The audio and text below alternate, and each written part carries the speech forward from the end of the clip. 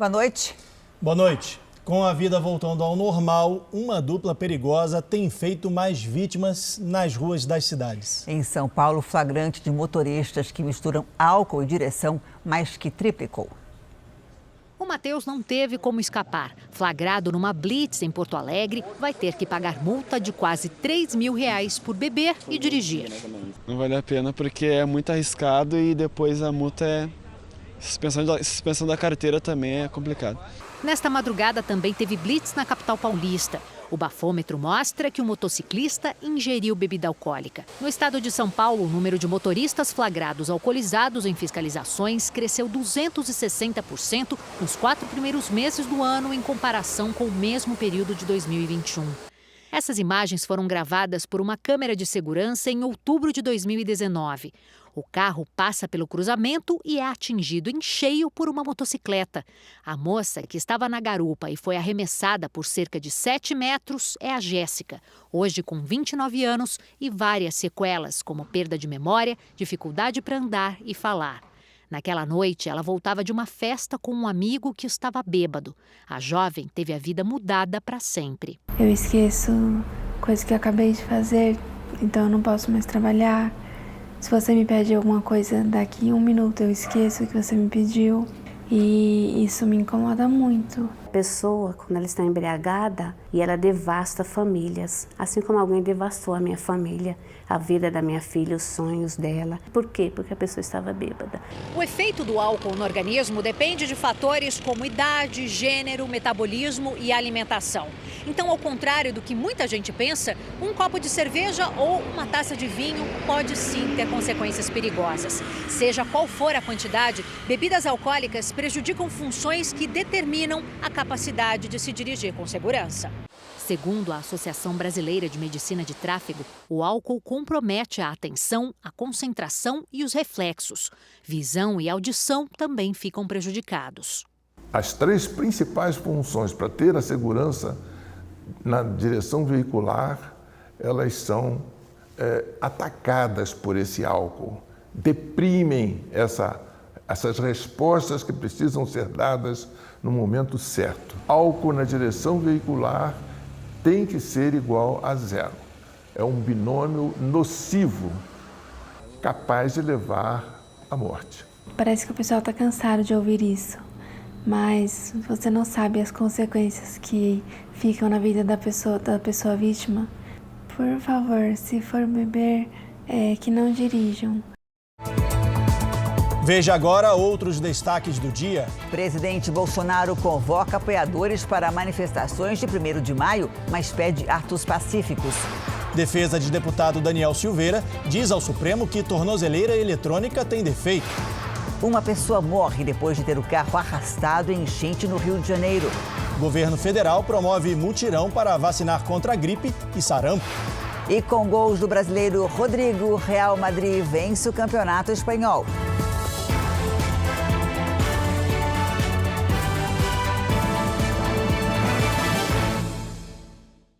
Oferecimento Bradesco Prime. Conecta você aos seus investimentos.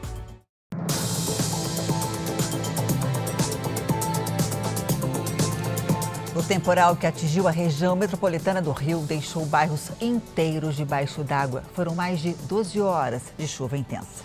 Uma pessoa morreu dentro de um carro arrastado pela enxurrada. A força da água rompeu muros, encheu as ruas e invadiu as casas. Foi difícil conseguir sair. Olha a água que tá batendo em mim. É surreal, gente, é surreal. Minha neta começou a gritar, a chorar, por causa que começou a acontecer alguma coisa comigo. Caiu a geladeira, caiu tudo, caiu a cama com a minha roupa toda. O bairro de Acari, na zona norte do Rio, foi um dos mais atingidos pelo temporal. Este deficiente visual foi salvo com a ajuda de vizinhos e parentes. Eu queria morar num lugar alto. Para quando a chuva viesse, eu não fosse preciso sair de dentro da minha casa. Meu irmão. Na zona oeste, carros quase encobertos e passageiros ilhados na estação de trem. Em 10 horas, choveu 192 milímetros, quase o dobro do esperado para todo o mês de abril. Na capital, As sirenes de alerta foram acionadas em 24 comunidades. No alto de uma delas, uma casa veio abaixo, mas ninguém ficou ferido. A chuva também provocou estragos em outros municípios. Em São Gonçalo, na região metropolitana, rios e córregos transbordaram. A enxurrada acabou levando um carro para dentro de um valão. 5 pessoas estavam dentro de um veículo. Os bombeiros conseguiram resgatar 4. Uma morreu. Casas construídas na margem do rio foram destruídas. Muitas estão condenadas. Agora nós compramos essa casa, estamos pagando ainda. Nós vamos dormir aqui mesmo. Nós temos que se arriscar, vai dormir aonde? É só aqui que tem. Em outro bairro da cidade, o campo de futebol acabou submerso. A água bateu na altura do peito dos moradores. Perde tudo aqui. Perde tudo. Tudo foi embora. Dá tristeza você ficar aqui. Só fica porque não tem. Eu mesmo vou falar a verdade, só fico porque não tem outro lugar para ficar. Que imagem do morador atravessando o campo de futebol, né? Em Alegrete, no Rio Grande do Sul, a prefeitura decretou situação de emergência por causa da chuva. O temporal atinge a cidade desde o começo da semana. Hoje de manhã, o nível do rio Ibirapuitã chegou a 12 metros acima do normal. Com ruas alagadas e casas tomadas pela água, mais de 2.000 moradores ficaram desalojados. Os 4 abrigos da cidade que estão recebendo essas famílias atuam com capacidade máxima. A expectativa é que nos próximos dias a chuva dê uma trégua e o nível do rio comece a baixar. Daqui a pouco, a previsão do tempo para todo o Brasil. Em São Paulo, uma viga despencou de um prédio em construção e atingiu o carro de uma mulher. O acidente foi nesta avenida, que fica na zona sul da cidade. A médica Flávia de Oliveira passava pelo local quando a viga de ferro e madeira caiu do prédio. Estrutura de 1,5 metro perfurou o teto do carro em que ela estava. A vítima foi socorrida pelo resgate e levada ao hospital com fratura nas costelas. Funcionários da obra e também o engenheiro responsável foram ouvidos pela polícia e liberados. O caso foi registrado como lesão corporal. Em Minas Gerais, os golpes pelas redes sociais aumentaram 3 vezes. Os criminosos atraem as vítimas com mensagens de promoções e descontos. Se a pessoa clicar no link, pronto, caiu no golpe. Tatiane foi atraída pela oferta de uma viagem barata, mas a suposta promoção, na verdade, era uma armadilha. A pessoa falou assim, eu gostaria que você me mandasse agora o número do protocolo que chegou para você. Ele tem 8 dígitos. Em pouco tempo, os golpistas começaram a fazer postagens em nome da professora. O anúncio convidava para um grande bazar, como se Tatiana estivesse vendendo tudo o que tem em casa a preço de banana. Para se apropriar dos perfis, os infratores usam uma técnica chamada phishing. Eles espalham mensagens nas redes sociais. São como iscas. O golpe aparece disfarçado de prêmios, descontos ou promoções. E sem desconfiar, o usuário libera dados pessoais e senhas para criminosos. A pessoa consegue ter o espelhamento do tudo que está acontecendo no celular da pessoa no celular dele. Esse tipo de crime cibernético se tornou tão frequente aqui em Minas que chamou a atenção do Ministério Público do Estado. No início deste ano, foram registradas 388 ocorrências. No segundo semestre de 2021, a média era de 100 casos por mês. Franciele se interessou por uma oferta dessas e ficou no prejuízo. Eu fui ver uns posts de uma amiga minha, aí ela estava vendendo sofá, televisão, videogame. Acabou que eu fiz o Pix, meu prejuízo foi mais ou menos de 2.500. Para se proteger, a primeira regra é desconfiar sempre. Produtos muito baratos ou descontos altos demais, ligue o sinal de alerta. Pode ser golpe. 2 aviões se chocaram no aeroporto de Viracopos, em Campinas, interior de São Paulo. Um avião com 56 pessoas a bordo taxiava na pista quando a ponta da asa atingiu a parte traseira de um outro avião vazio. Os passageiros desembarcaram em segurança e ninguém ficou ferido. O Centro de Investigação e Prevenção de Acidentes Aeronáuticos foi acionado para verificar o motivo da colisão. Segundo as empresas aéreas, os aviões ficaram danificados e vão passar por manutenção. Hoje foi o dia D da vacinação contra sarampo e gripe em todo o Brasil. O alvo principal são crianças com menos de 5 anos. Médicos alertam para a importância dessa vacinação, principalmente em bebês nascidos durante a pandemia. Muitos ficaram isolados, Janine. Não tiveram contato com vírus mais comuns e, por isso, não criaram anticorpos. Para muitas famílias brasileiras, vacina é tradição. Minha mãe levou para tomar todas as vacinas e, graças a Deus, não tive nenhuma doença dessas que são vacináveis. Dona Laudiceia veio ajudar a filha que está grávida e trouxe a netinha, Mariana, que tomou 2 vacinas muito importantes, contra a gripe e contra o sarampo. Todas as fases da vida é muito importante a vacina, principalmente para os bebês, né? Em todo o Brasil, o sábado foi o dia D para vacinar crianças de 6 meses até as que ainda não completaram 5 anos. São quase 13 milhões de crianças que fazem parte do público prioritário para a gripe e sarampo. Jerusa não perdeu a oportunidade. Ela tem 2 filhos nessa faixa etária, o Paulo e o Miguel. Para a mãe dói no coração um pouquinho, mas é importante, né? Muito importante se vacinar. No caso do sarampo, o Brasil perdeu o certificado de país livre da doença em 2019. O índice de cobertura da vacina tríplice viral contra sarampo, cachumba e rubéola tem caído nos últimos anos. Em 2019, a primeira dose apresentou cobertura de 93%. Em 2021, caiu para 70%. E a segunda dose teve queda ainda maior, de 81% para 49%. A vacina da gripe protege contra os vírus H1N2, contra a cepa B e o H3N2, que foi responsável pelos surtos em dezembro e janeiro. E esses vírus ainda preocupam. Dados do Ministério da Saúde mostram que só nos 3 primeiros meses desse ano, o número de casos de influenza já foi maior do que a metade dos casos registrados em 2021. E olha que o inverno ainda nem chegou. Para a gripe, a meta é imunizar 95% das crianças até 5 anos.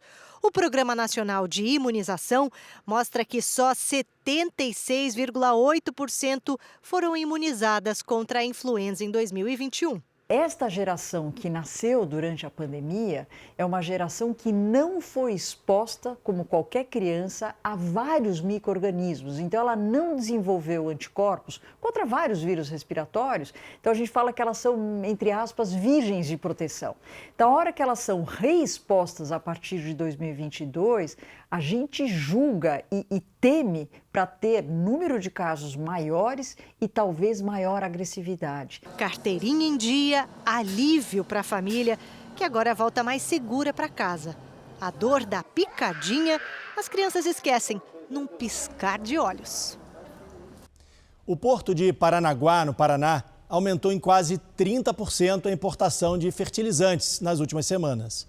Por causa da guerra na Ucrânia, produtores correram para garantir os insumos. Agora, falta lugar para guardar o produto.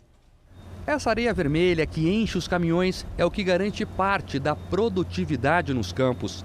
O cloreto de potássio é um dos fertilizantes mais usados no Brasil e vem principalmente da Rússia e de Belarus.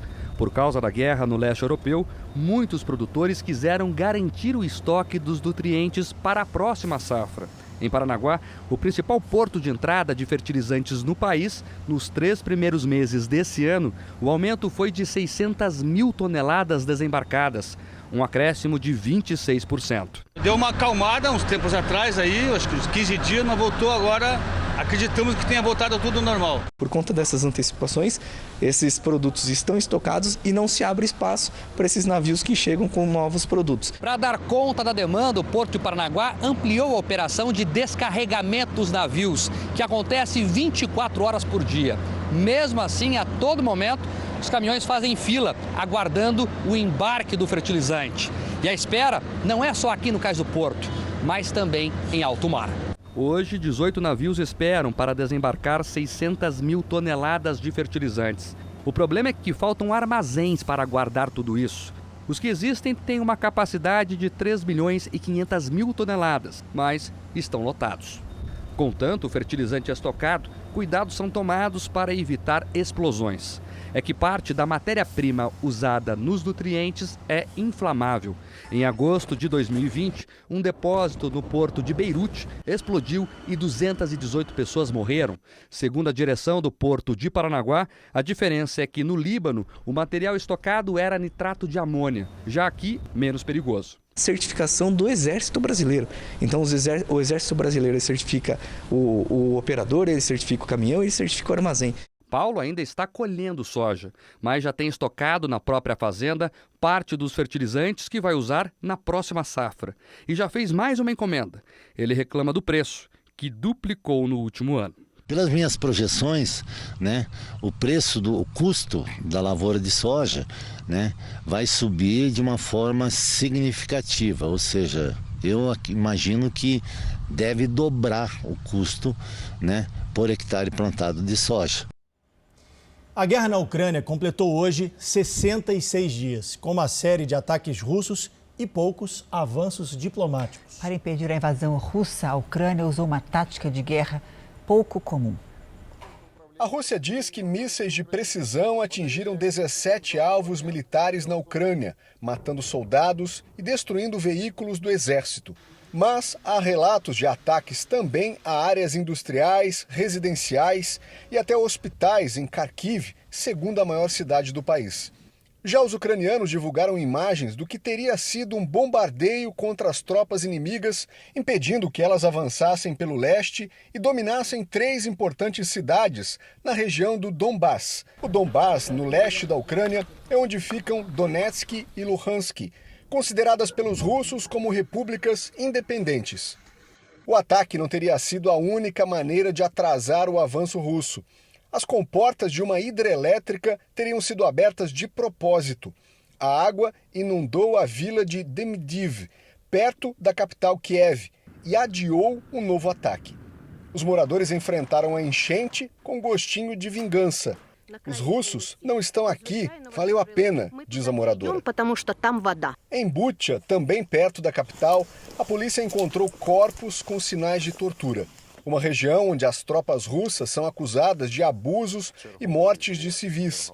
O presidente Vladimir Putin nega a violência contra a população.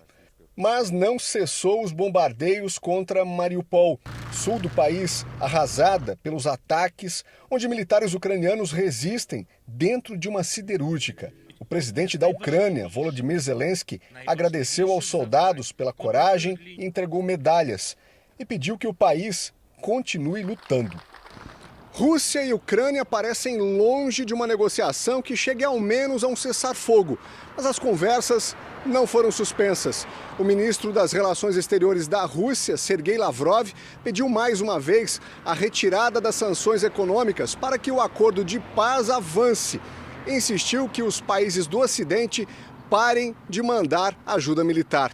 Aqui nos Estados Unidos, a Casa Branca não rebateu as declarações. Em missão humanitária, a atriz de Hollywood, Angelina Jolie, foi à Ucrânia.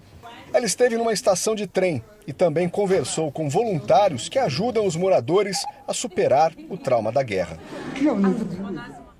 A Marinha Brasileira se tornou a única força militar do mundo a alcançar a mais alta classificação da ONU para missões de paz. O anúncio premia o desempenho ao longo do tempo em regiões de conflito, como o Haiti. O Jornal da Record acompanhou essa semana o primeiro treinamento dos militares depois da notícia. O clima é instável. Os militares precisam agir rápido. Quando a ameaça aparece, empregam tecnologia. E, em alguns casos, seguem para o confronto. A simulação faz parte do primeiro treinamento de fuzileiros navais após a Marinha Brasileira ganhar posição de destaque no mundo. Os militares alcançaram o nível 3 de capacitação em missões de paz da ONU, a Organização das Nações Unidas. Atualmente, a única tropa de emprego rápido, a QRF, que está no nível 3, é exatamente essa tropa que pertence ao Brasil. Significa que estamos muito bem dentro do quadro da Organização das Nações Unidas quando comparados com os demais países. Pelo menos 12 veículos blindados ficam à disposição. Entre eles, os chamados anfíbios, que conseguem ultrapassar barreiras em solo e na água para a tropa avançar. Essa é uma base operacional temporária da Missão de Paz brasileira. Cada uma dessas tendas tem uma finalidade: atendimento médico, sala de reunião, moradia. A estrutura chamou a atenção da ONU. Tudo isso pode ser montado em 3 dias. Nós estamos entrando num desses alojamentos. Até 16 militares podem ficar alojados aqui. Tem cama, ventilação, um conforto para quem fica até 6 meses fora de casa. Foi o caso do Diego, que em 2 ocasiões esteve em missão no Haiti. Um como soldado e outro como sargento. E esse como soldado foi o que mexeu muito comigo, porque eu vi uma situação muito, posso dizer assim, devastado, um país muito pobre, um país que precisava muito de uma ajuda humanitária. Há 7 décadas, o Brasil envia militares para missões de paz em países com dificuldades. O maior tempo de permanência foi no Haiti, 13 anos. Experiências que ajudam em ações no Brasil. Depois do período de restrição por causa da pandemia, a contratação de estagiários aumentou este ano. O reaquecimento nas empresas anima os jovens que tentam entrar no mercado de trabalho. O Gabriel e a Letícia ficaram 2 anos à procura de estágio bem no pior período da pandemia. Para eles, conseguir uma vaga numa empresa era um grande desafio. Foi bastante difícil. Nesse momento, o mercado não tinha expectativas de contratação. O rapaz de 22 anos estuda atuária, curso voltado para a área financeira. Ele foi contratado há 2 meses e espera ficar na empresa. Tenho tentado ao máximo me dedicar e mostrar trabalho para que essa efetivação venha e que seja merecida. O objetivo da Letícia é o mesmo. Estudante de gestão de negócios e inovação, ela se forma no ano que vem. Para ela, o estágio é uma oportunidade de qualificação profissional. Ou você tem mais certeza ainda do seu curso, ou você olhar e falar, não é para mim. No meu caso, eu tive mais certeza. O escritório onde eles trabalham é especializado em tecnologia e atende mais de 1000 empresas. O diretor de marketing disse que desde janeiro foram contratados 18 estagiários e que pretende ampliar esse quadro. A ideia é ter um percentual interessante ainda esse ano para 50% a mais. Uma pesquisa aponta que o número de estagiários contratados pelas empresas aumentou 50% no primeiro trimestre de 2022 em relação ao mesmo período do ano passado. O valor da Bolsa Auxílio também aumentou. Além disso, as empresas oferecem benefícios para estimular quem ainda vai entrar no mercado de trabalho. A porta-voz do Centro de Integração Empresa-Escola, que encomendou a pesquisa, reforça que os estagiários são cada vez mais necessários em qualquer empresa. A pandemia represou várias ações, né? E agora nós estamos começando a colher alguns frutos. Eu acho que é isso que está acontecendo com as nossas oportunidades de estágio. A seguir, presidente Bolsonaro pede que apoiadores participem de manifestações no Dia do Trabalho, mas de forma pacífica. E veja também, moradores gravam a passagem de um tornado pelos Estados Unidos.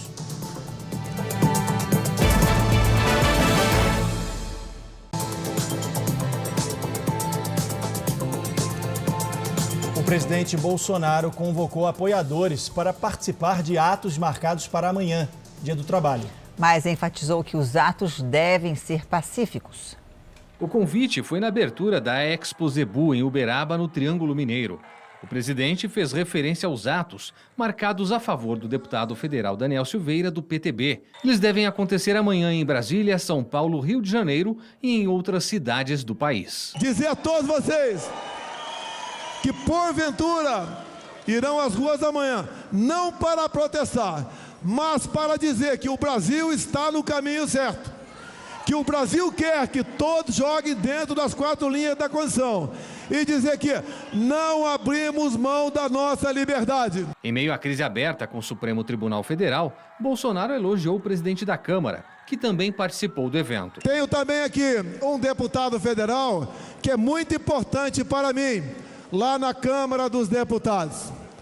Não é fácil você conduzir os trabalhos lá na Câmara. E é difícil agradar todo mundo. Mas o apoio que nós temos na Câmara dos Deputados, em especial, vem pelo seu presidente, Arthur Lira. O presidente ainda não confirmou presença nas manifestações deste domingo.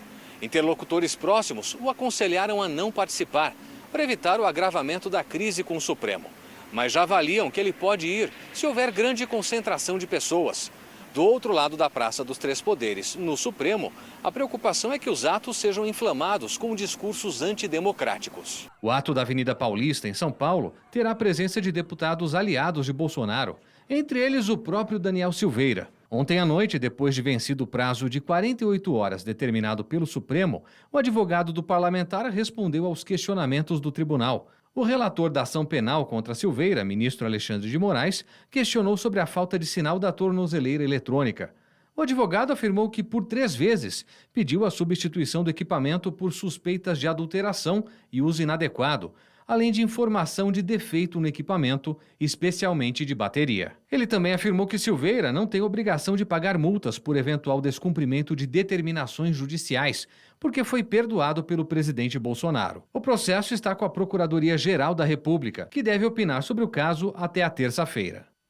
O governo estuda a criação de uma nova modalidade de trabalho rural. A meta é garantir os direitos dos trabalhadores e reduzir casos de abuso.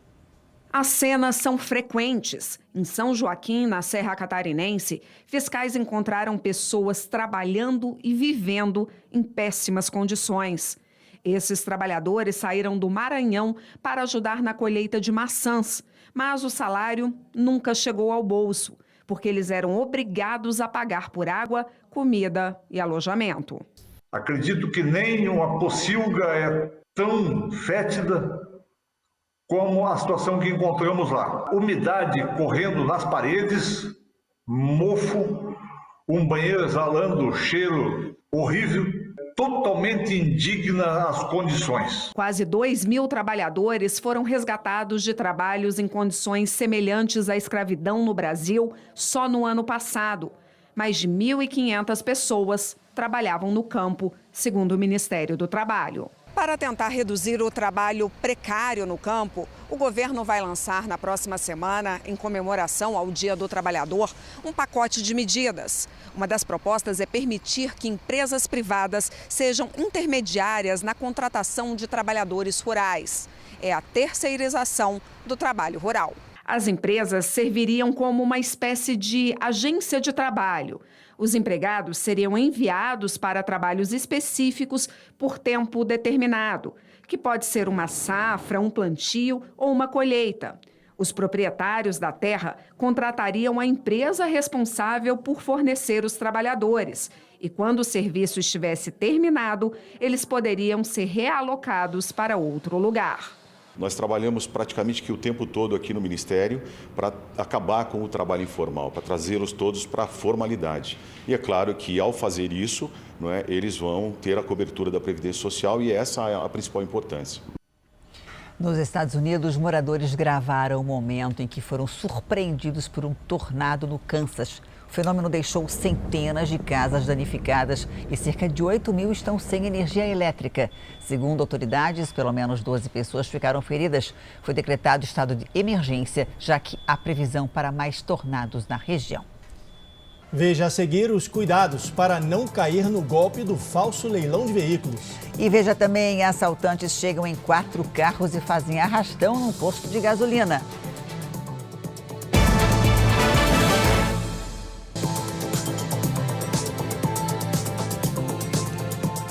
O alto número de veículos clonados tem preocupado a polícia e provocado dor de cabeça em vítimas desse tipo de crime, Janine. É que cabe ao dono do carro ou da moto provar que existe um outro veículo idêntico circulando pelas ruas.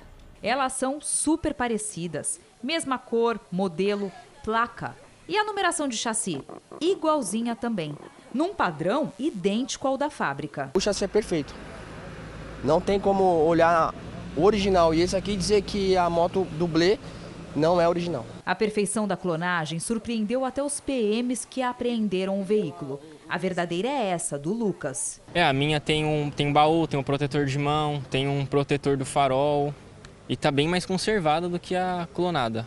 Ele comprou a moto avaliada em cerca de R$80 mil há 2 anos. Mora na capital paulista e nunca foi com ela para a Praia Grande, no litoral. Mesmo assim, recebeu 8 multas em 4 meses, registradas no município. Todas por excesso de velocidade e flagradas por radar. Na foto está a moto dublê. Só com essa infração gravíssima, Lucas já teria a carteira de habilitação suspensa.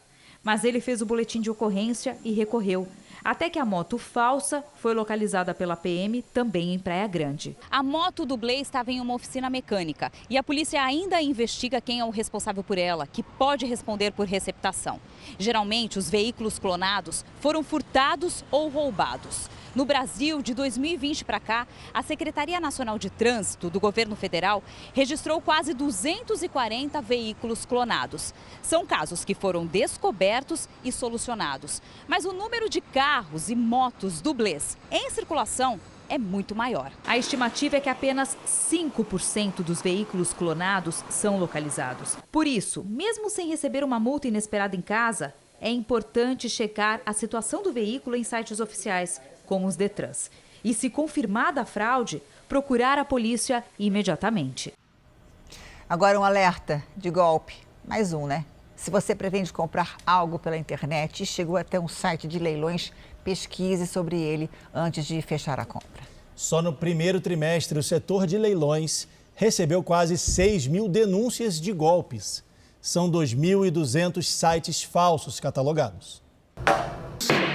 Quando soube que o lance vencedor era o dele, Carlos Adão vibrou com a compra do caminhão. É um caminhão no valor total de 130 e adquiri por 55, né? Então fiquei contente e me senti numa necessidade de lutar para conseguir. Né? Para garantir o negócio, o motorista de Mogi das Cruzes, na Grande São Paulo, depositou R$27 mil, a metade do valor total na conta da suposta empresa leiloeira. Você ainda chegou a ir até o local? Disseram que estão sendo vítimas está sendo usado o endereço deles, né, numa fraude. O mesmo aconteceu em Ribeirão Preto. O Wagner achou a moto que tanto queria pela internet. Lá se foram R$32 mil. Peraí, acho que eu vou fazer, vou lá em São Paulo para ver se realmente é verdadeiro, né, esse local. Aí chegando lá no local onde está aqui no site deles aqui, já está mais de 6 meses já que está desativado. Inclusive, o vizinho de leis lá falou que não era o primeiro, já tinha mais de 20 pessoas que já tinham ido nesse local já e caiu no golpe. O duro é que esses golpistas geralmente têm argumentos capazes de convencer muita gente. Mas a tática deles, segundo especialistas, parte de um princípio. Percebem o tamanho da vontade das vítimas em adquirir determinado bem. Aí eles vêm com aquela conversa de que a oportunidade é única. Cuidado, esse pode ser o sinal de que o golpe está a caminho. Você tem um roteiro em que você faz a pessoa entrar num site, você faz a pessoa acreditar naquele site, fazer um contato telefônico e ainda fazer um depósito. Ou seja, você tem um encadeamento de atos que você só consegue fazer se a sua quadrilha, digamos assim, for profissional, se você estiver muito bem treinado. Não são amadores que aplicam esse tipo de golpe. Ele afirma que os compradores que quiserem entrar num leilão devem tomar alguns cuidados. Se o endereço terminar em .com.br, o site é registrado no Brasil, o que dá mais segurança nesse tipo de situação. Na internet mesmo, checar o nome e o CNPJ, que é o registro da empresa, e se ela realmente opera na área de leilões.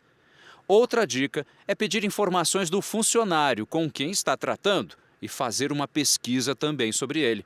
E o mais importante, jamais fazer qualquer depósito financeiro sem que tenha em mãos o contrato de compra e venda. Uma vez paga a quantia no falso leilão, é difícil ter o dinheiro de volta. Agora você vai ver o flagrante de um arrastão num posto de combustíveis na zona norte do Rio. Toda essa cena demorou apenas alguns segundos. Os assaltantes armados chegam em 4 carros e cercam o posto. 9 descem, roubam uma frentista e os clientes de uma loja de conveniência. A ação durou menos de 1 minuto. A Polícia Civil informou que investiga o caso. Até agora, ninguém foi preso. A gente vai mudar um pouco de assunto. Olha só, quem comprou passagem de ônibus com a Itapemirim tem enfrentado problemas para conseguir o reembolso. A empresa passa por uma recuperação judicial. Por isso, viagens foram canceladas. A Itapemirim, atenção, está proibida de vender passagens. Os ônibus saem dos terminais com atraso. Os embarques são cancelados. Nos guichês da companhia, a imagem mais comum é a de passageiros pedindo reembolso do dinheiro gasto com a compra de bilhetes. Quando a gente liga, ninguém atende. Meu marido mandou uma mensagem, eles não responderam. E hoje eu retornei para estar vendo se eles me reembolsam. Tudo bem que é 50%, mas faz falta. Nem todos os passageiros conseguem ser atendidos. A Flávia Rodrigues procurou a Record TV através das redes sociais e contou sua história. Ela comprou 2 passagens no valor de R$ 1.200 para os sogros, que não conseguiram embarcar na semana passada. E só recebeu de volta R$ 500, depois de muita insistência. O valor restante ficou na promessa. E a gente não tem condições de estar indo todos os dias lá no terminal para poder ver se eles têm o dinheiro para poder devolver o restante. Aí tá meio complicado, porque devolveram só metade de uma passagem. Difícil é fazer contato com a Itapemirim. O telefone de atendimento ao público, o 0800, foi desativado. Este número foi desativado. E procurada por e-mail pela nossa produção, a empresa também não respondeu. Caso não seja atendido, o consumidor pode registrar uma reclamação junto ao Procon, na nossa plataforma digital, e nós vamos notificar a empresa para que atenda à pretensão do consumidor. Desde julho do ano passado até este mês, o Procon registrou 857 reclamações contra a empresa. A companhia está em recuperação judicial e, a partir do dia 18 de maio, terá suas atividades suspensas. Isso de acordo com decisão cautelar da Agência Nacional de Transportes Terrestres. Faça como a Flávia, que assiste ao Jornal da Record e sugeriu essa reportagem. É só enviar sugestões ou denúncias usando a hashtag #VocêNoJR. Pesquisadores estudam os impactos das condições de trabalho de entregadores no Brasil. Sem nenhuma garantia trabalhista, muitos se arriscam em longas jornadas, o que pode comprometer a saúde. Foram 4 anos trabalhando como entregador, mas durante a atividade, Yuri foi vítima de bala perdida e ficou sem o movimento da mão esquerda. Ter tomado um tiro trabalhando para uma plataforma e a plataforma não me acolheu de jeito nenhum. O entregador processou a plataforma e, em decisão inédita, a Justiça do Trabalho obrigou a empresa a pagar um salário mínimo mensal para ele. Eu poder saber que eu vou conseguir pelo menos pagar meu aluguel e trazer um pão de cada dia, né, para dentro de casa, que tem uma filhinha. No país existem quase 700 mil entregadores sem carteira assinada e sem garantias trabalhistas. Para muitos brasileiros, trabalhar com entregas e de forma autônoma tem sido a única solução para fugir do desemprego. O Ministério do Trabalho estuda uma proposta que pretende regulamentar o serviço de entregadores por aplicativo. Pesquisadores da Universidade Federal da Bahia estudam as condições de trabalho e saúde dos entregadores do Brasil. Eles trabalham utilizando veículos motorizados de 2 rodas, isso já é identificado por nós como uma situação bastante vulnerável, não é? Com os resultados, a ideia é melhorar a vida profissional dos entregadores. Um trabalhador que tem condições mais adequadas, a jornada dele é melhor regulada, trabalhar 8, 10 horas, 11 horas no trânsito e exposto ao ambiente das ruas. Trabalha melhor e mais feliz e o cliente agradece, né? Verdade. O turismo voltou a crescer nos primeiros meses do ano e está perto de recuperar o patamar de antes da pandemia. Mas com o aumento da procura por viagens, os preços das passagens aéreas dispararam. A vontade de viajar é grande, mas e o preço das passagens aéreas, hein? Eu até, inclusive, comprei passagens com muita antecedência, de 6 meses, e mesmo assim estão bem altas. Mesmo assim, olha só o movimento no aeroporto de Brasília. E por todo o país, os terminais seguem assim, registrando o maior número de passageiros desde o início da pandemia, em fevereiro de 2020. Nos 2 últimos feriadões, os aeroportos brasileiros tiveram movimentação recorde, com cerca de 3 milhões e 100 mil passageiros. Se você for esperar sair em conta, você não viaja. Então é só dividir em suaves parcelas, como dizem que não é nada suave, mas está valendo. Os destinos mais procurados também são os que registram maior alta nos preços. Segundo o levantamento de um site que compara preços de passagens, entre fevereiro e março, as buscas por voos de qualquer lugar do país para Brasília subiram 43% e a passagem ficou, em média, 37% mais cara. Em seguida aparece São Paulo, com aumento de 38% na procura e de 31% no valor do voo. A terceira posição é do Rio de Janeiro, com 34% a mais de interesse e um salto de 30% no preço da passagem. No primeiro mês do ano, a demanda por voos para todo o país alcançou praticamente o patamar anterior à pandemia. Os sinais de recuperação também se refletem no mercado de trabalho. Em fevereiro, as atividades ligadas ao turismo foram responsáveis pela contratação de 150 mil pessoas. A maioria dos hotéis já restabeleceu o número de empregos, até porque os hotéis começam a ter ocupações já muito próximo do que foi 2019. Para o ministro do Turismo, a retomada não é mais uma expectativa, já é realidade. E segundo ele, o Brasil deve receber cada vez mais turistas estrangeiros. No período pós-pandemia, foi comprovado através de vários estudos que os países que se destacassem com turismo de natureza, eles iriam ter o privilégio de receber cada vez mais o turista estrangeiro. E o nosso país, ele é reconhecido mundialmente como a maior potência de um país preservado e seguro. Em Goiás, foram confirmados 2 casos de Zika vírus em grávidas. A doença pode provocar graves sequelas nos bebês, como a microcefalia, que impede o desenvolvimento do cérebro. Ana Vitória está grávida de 6 meses e na reta final, para ter o bebê, todo cuidado é pouco. Agora, o uso do repelente é indispensável. Tudo para deixar bem longe o mosquito transmissor da Zika. É um risco não só para mim, principalmente para o meu filho, né? Caso de microcefalias e outros problemas neuros, né? A preocupação de Ana Vitória surgiu após a Secretaria de Saúde de Goiás confirmar 11 casos de infecção por Zika vírus. Eles foram registrados no interior do estado. Entre os casos confirmados estão 2 mulheres grávidas. Elas tiveram a doença durante a gestação. Os 2 bebês já nasceram. Um deles morreu logo após o parto, por causa de uma doença genética.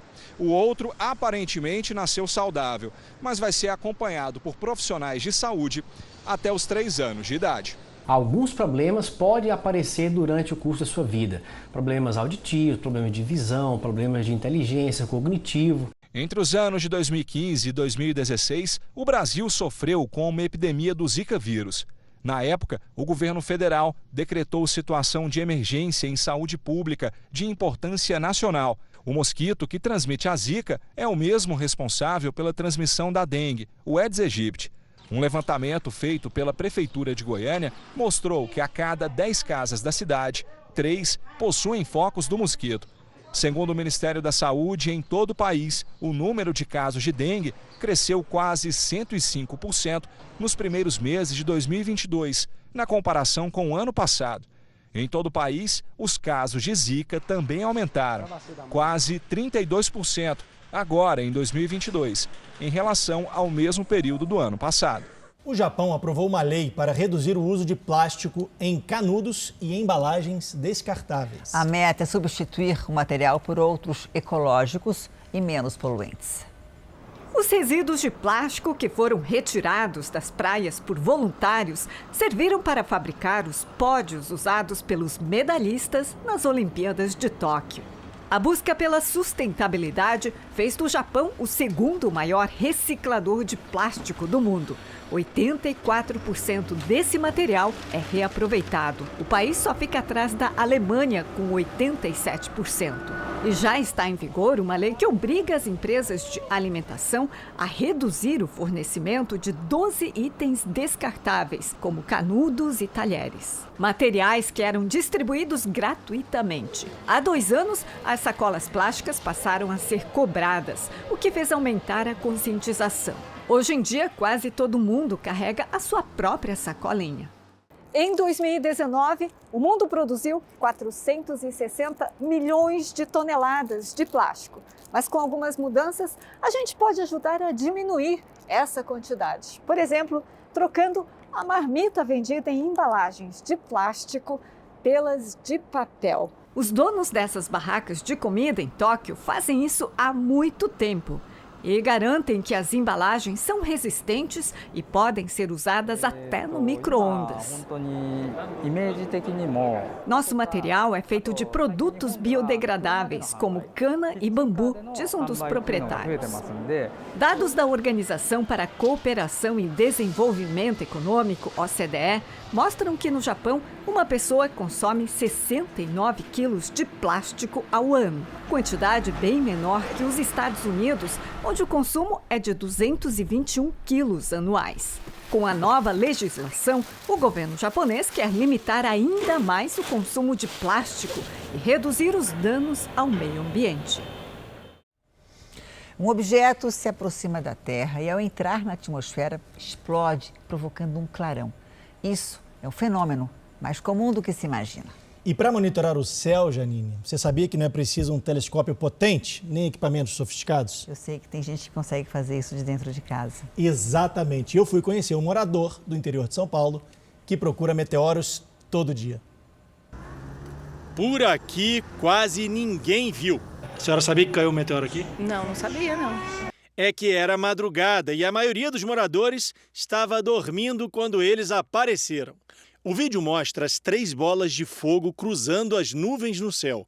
Os meteoros foram flagrados em Sorocaba, no interior de São Paulo, mas podem ter caído em São José dos Campos, a mais de 160 quilômetros de distância. Os flagrantes foram feitos por esse equipamento, uma espécie de estação de observação espacial caseira. As câmeras elas estão em um modo que chama modo de detecção a noite toda. A câmera fica em stand-by. A hora que passa algum objeto que movimente mais rápido do que o movimento aparente dos céus, a câmera faz o registro. A gravação fica arquivada na memória do computador. O curioso é que o fenômeno não é tão raro quanto se pensa. Exato, eles entram a todo momento, até durante o dia. Só que por questão de contraste a gente não consegue enxergá-los. Eles não são grandes o suficiente para brilhar durante o dia. Esse é o tamanho médio dos meteoros que entram na atmosfera da Terra, o de uma moeda. Mas, apesar de muito pequenos, podem causar explosões quando se chocam com a camada de gases que protege o planeta. Só o equipamento caseiro do Marco flagra esse fenômeno de 3 a 4 vezes ao dia na mesma região. No último dia 20, outro meteoro flagrado pelo Marco provocou 2 explosões seguidas no céu. O vídeo durou 6 segundos e viralizou na internet. Marco faz parte da Rede Brasileira de Monitoramento de Meteoros e trabalha como voluntário há quase 2 anos. Ele diz que não há risco de um objeto desses atingir uma pessoa na rua. Mas a frequência de grandes meteoros entrando na nossa atmosfera é muito baixa. Então a gente pode viver a nossa vida tranquilamente, curtir a noite, o dia, sem preocupações. Tem que ser bastante azarado para acontecer uma coisa nesse sentido. O espetáculo pode ser visto a olho nu, mas tem que ficar atento, porque ninguém sabe aonde o próximo pode aparecer. Vamos agora à previsão do tempo. O sábado foi de temperatura amena no sul e também na região sudeste do Brasil. A umidade ficou abaixo dos 30%, muito ruim. Em Minas Gerais, Goiás e também Mato Grosso. Oi, Mariana Bispo, boa noite para você. Quero saber como é que vai ficar o domingo. Vai ter sol, vai ter calor na maior parte do Brasil, Janine. Inclusive no Rio de Janeiro, onde choveu bastante hoje. Boa noite para você, para o Leandro e a todos que nos acompanham. De olho aqui na tela, as imagens de satélite mostram poucas nuvens entre o sudeste, entre o centro-oeste e também parte do Nordeste. Isso é um efeito de uma grande massa de ar seco que impede a formação de nebulosidade. Em todas as áreas claras aqui do mapa, ou seja, na maior parte do país, o tempo vai ficar firme neste domingo. Ainda chove no sul do Brasil e no litoral paulista por causa de uma frente fria sobre o oceano. No extremo norte e no litoral do Nordeste, pancadas rápidas a qualquer hora do dia. Em Florianópolis, amanhã faz 25 graus de máxima. Em Campo Grande, em São Luís, 32. Em Maceió, 28. Em Manaus e em Porto Velho, 33 graus. Aqui na capital paulista, o domingo vai ser de sol, calor de 28 graus e pode chover mais para o fim do dia. Na segunda e na terça-feira, os dias serão parecidos. Já na quarta-feira, vem uma nova onda de frio. A temperatura deve despencar e chegar aí à máxima de 21 graus. Leandro. Mariana, vamos falar de tempo delivery para a Jo, que mora em Joinville, Santa Catarina, que ela quer saber como é que fica o tempo lá. Claro, Jo, obrigada pela sua participação. Amanhã aí na sua cidade o sol vai aparecer entre nuvens, mas ainda há chances de pancadas de chuva lá para o fim do dia. A partir de segunda, tempo fica chuvoso, com máximas entre 24 e 25 graus. Agora o Maurício, de Vila Velha, no Espírito Santo, quer saber se vai da praia. Ele disse que foi para o Espírito Santo por causa da praia. Maurício, pela manhã você vai conseguir aproveitar a praia, mas à tarde pode chover a qualquer hora do dia aí em Vila Velha, viu? A máxima pode chegar a 31 graus. Na segunda, aí vai dar praia o dia todo, tempo firme e calor. Na terça, a chuva volta. Participe também do nosso Tempo Delivery aqui no Jornal da Record. É só mandar uma mensagem pelas redes sociais com a hashtag Você no JR. Bom domingo para vocês, Janine e Leandro. Obrigada, Mariana, para você também. Valeu, Mari. Xangai, a cidade mais populosa da China, não teve novos casos de Covid nesse sábado. O anúncio foi um marco para a metrópole de 25 milhões de habitantes, que passou por um confinamento recente. Já na capital chinesa, Pequim, as restrições foram reforçadas para um feriado prolongado no país. Será obrigatória a apresentação de um teste para acessar locais públicos. Os números da Covid na China costumam ser bem menores que no resto do mundo, mas as autoridades do país perseguem uma política de Covid zero. O presidente do Equador, Guilherme Lasso, declarou estado de exceção no país por conta da violência do tráfico de drogas. O decreto de emergência vale por 60 dias. As medidas incluem toque de recolher noturno nas 3 províncias mais violentas. 9.000 soldados foram enviados para patrulhar a região. Desde o começo do ano, mais de 1.200 pessoas morreram vítimas da criminalidade no Equador. Veja agora os destaques do Domingo Espetacular.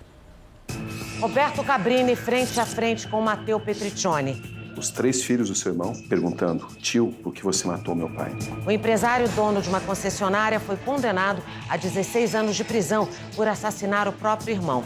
Você amava o Marcelo. Dinheiro, disputa familiar, o que teria provocado o crime. O caso do personal trainer que agrediu um morador de rua. Nessa polêmica, só faltava a gente ouvir a história contada por ela. Quando eu coloquei aquele cidadão dentro do meu carro... Sandra Mara dá a própria versão sobre o que aconteceu naquela noite. A ameaça do peixe-leão cada vez mais próxima dos brasileiros. E encontramos o pescador que teve convulsões e foi parar no hospital depois de pisar no espinho do animal. 70 quilos logo em cima de 7 esporão daquele, Por que a espécie conhecida como terror dos oceanos está invadindo as praias do nosso país? Eles largaram tudo para viver na estrada. Você vai conhecer o casal que morou 20 anos num calhambeque e teve 4 filhos. É no Domingo Espetacular, hein? Logo depois do Canta Comigo. Na Espanha, o Real Madrid conquistou mais um título. O time enfrentou o Espanhol. Rodrigo fez 2 gols no primeiro tempo. Depois do intervalo, Asensio ampliou e Benzema fechou o placar 4-0. A vitória, com 4 rodadas antes do final do Campeonato Espanhol, garantiu ao time 81 pontos que não podem ser mais alcançados. Este é o 35º título do Real Madrid, que é o maior ganhador da competição. Vamos falar agora de Campeonato Brasileiro. No aniversário de 110 anos de fundação, o América Mineiro venceu o Atlético Paranaense. Já no segundo tempo, 5 minutos depois de ter entrado na partida, o colombiano Índio Ramírez invadiu a grande área, limpou a jogada e bateu cruzado. Final, América Mineiro 1, Atlético Paranaense 0. O Goiás recebeu o atual campeão Atlético Mineiro e deu empate. Ainda no primeiro tempo, o Hulk bateu de fora da área no cantinho e abriu o placar. O segundo tempo começou agitado. Aos 7 minutos, Elvis cruzou e Apodi, de cabeça, deixou tudo igual. Logo depois, o Atlético passou na frente mais uma vez, com o chileno Vargas também de cabeça. O Goiás buscou empate com o Elvis de pênalti. Placar final, Goiás 2, Atlético Mineiro também 2. Também pelo Brasileirão, o RB Bragantino foi a Fortaleza e venceu o Ceará. O único gol da partida foi marcado por Ítalo, completando o cruzamento, 1-0. O time do interior paulista segue invicto na competição e divide a liderança com o Atlético Mineiro. E nesse momento, instantes finais na Arena Pantanal, onde Cuiabá e Atlético Goianiense empatam em 1-1. Mato Grosso do Sul, um tucano que nasceu com uma deformidade no bico ganhou uma prótese feita numa impressora 3D. A deformidade impediu o animal de se alimentar sozinho. Agora, o tucano deve ser devolvido à natureza. Esse é o tucano com o bico ainda deformado, que o impedia de se alimentar direito. E veja só como ele está agora, tá de bico novo. O procedimento foi realizado aqui mesmo, neste Centro de Reabilitação de Animais Silvestres de Campo Grande. Esse animal já chegou com uma deformidade crônica no bico, ou seja, o bico estava totalmente torto, irregular com a parte inferior. Isso daí deixava o animal extremamente nervoso, incomodado e o que dificultava na sua alimentação diária. O tucano recebeu o novo bico na semana passada. O animal até já está se alimentando sozinho. Ele está agora num processo de quarentena, sendo acompanhado dia e noite por técnicos do Instituto de Meio Ambiente. E tudo indica que o pássaro será devolvido à natureza. Foi neste mesmo centro de reabilitação que uma seriema ganhou no ano passado uma perna de plástico, graças ao avanço da tecnologia pela impressora 3D. Então, a engenharia 3D, eu acredito que ela está aqui principalmente para servir, né, e dar mais qualidade de vida a esses animais. É o homem fazendo o que deve ser feito na natureza, né? E ainda no mundo animal, um urso andino, também conhecido como urso de óculos, está de casa nova. Ele estava num zoológico em Sorocaba, que fica no interior de São Paulo. Agora será levado para um santuário ecológico. O novo espaço tem todo o conforto, Janine. Tem direito até à piscina privativa. 130 quilos, um tamanho que impressiona e, ao mesmo tempo, a curiosidade bem tranquila de quem vem perto para sentir o meu cheiro. Este é o juco, um urso de óculos, espécie que é da região da Cordilheira dos Andes, no Chile. Ele nasceu no Brasil, filhote de ursos de cativeiro, no zoológico de Sorocaba. Por falta de espaço lá, foi transferido para o zoo de Piracicaba. Ganhou uma área só para ele. Mas com o tempo, foi mostrando um pouco de dificuldade para se adaptar ao calor da cidade. Naturalmente inquieto, explorando o recinto, um dia ele acabou aprontando. E ele foi destruindo com as garras, né, a porta de contenção, né, então ele conseguiu destruir o recinto. Depois do susto, foi preciso trazer o Juco aqui para esse recinto de isolamento, é o local para a quarentena de animais que chegam ao zoológico. Isso enquanto fosse feito o conserto e uma reforma lá no recinto. Só que esse trabalho começou a demorar. Já faz 2 anos que o Juco está vivendo aqui. E no meio do caminho surgiu uma outra possibilidade. Um santuário ecológico fez uma proposta para a prefeitura. Ofereceu um outro lugar, melhor, mais adequado para o Juco viver. Com doações, foi construído um novo recinto que será todo do Juco, até com uma grande piscina para o urso se refrescar. Bem diferente do isolamento onde ele está hoje, bem tratado, saudável, mas com um espaço muito menor do que precisa. Se voltar para a natureza não é uma opção para quem sempre viveu em cativeiro, a mudança é a melhor possível. Pensando no bem-estar, plano de trabalho lá, plano de enriquecimento ambiental, plano de manejo que foi proposto, tudo isso é garantir a qualidade de vida e o bem-estar dele lá. No zoo, o Juco já foi visto como atração pelo público, mas no santuário não há visitantes, o que será bom para ele. O Juco não é para ser atração. Os animais aqui do zoo não são para ser atração. A gente pensa, em primeiro lugar, no animal. E depois vem os nossos interesses. A mudança do Juco está marcada para a semana que vem. E antes da viagem, nossa equipe aproveita para guardar uma lembrança do amigo urso que vai começar uma nova vida. Juco, olha aqui, vamos lá? Tomara que o Juco goste da mudança, né, Janine? O Jornal da Record termina aqui. A edição de hoje na íntegra e também a nossa versão em podcast estão no Play Plus e em todas as nossas plataformas digitais. Fica agora com os melhores momentos da série Reis. Se cuida e um bom domingo para você. Boa noite, bom fim de semana e a gente se vê.